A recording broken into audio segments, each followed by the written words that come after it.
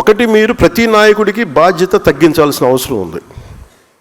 అంటే ప్రతి సమస్య, ఇప్పుడు ఒక ఊళ్ళో రోడ్డు లేకపోతే పవన్ కళ్యాణ్ దగ్గరికి వచ్చేస్తే రోడ్డు వచ్చేస్తే అన్నారంటే ఇట్స్ ఎ ఫెయిల్యూర్. అది ఒక జిల్లా కలెక్టర్, స్థానిక ఎమ్మెల్యే చేయాల్సిన పని, స్థానిక సర్పంచ్ చేయాల్సిన పని ఒక ఉప ముఖ్యమంత్రి స్థాయి వ్యక్తికి వచ్చి సాల్వ్ అవుతుంది అంటే అది మన ప్రజాస్వామ్యం తాలూకు లక్షణాన్ని బలహీనపడిందని అర్థం. అది అసలు నా దగ్గరికి రాకుండా ఉండాలంటే ఏం చేయాలన్న దానికి నేను ఆలోచిస్తున్నాను, దానికోసం ప్రయత్నం చేస్తున్నాను.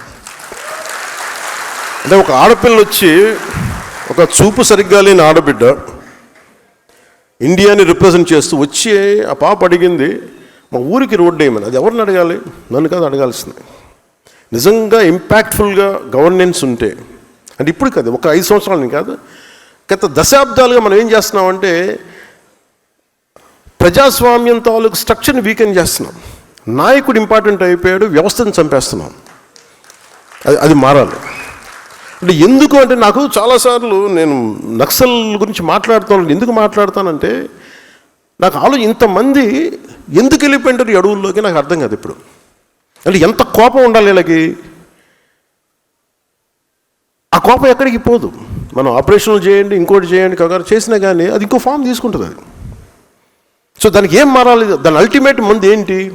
Correction in democracy. What is a correction in democracy అంటే accountability in democracy, responsibility in democracy. అది చిన్న పదవా పెద్ద పదవా అని కాదు. కోపం ఎక్కడికి పోద్ది? నేను అందుకని తపన పడుతున్నాను ఈరోజు, నా కోసమో నా పిల్లల కోసమో మన కోసం కాదు. నేను తపన పడుతుంది, చూస్తుండగా పాడైపోతుంది మన ఈ ప్రజాస్వామ్య వ్యవస్థ అని అనిపిస్తుంది.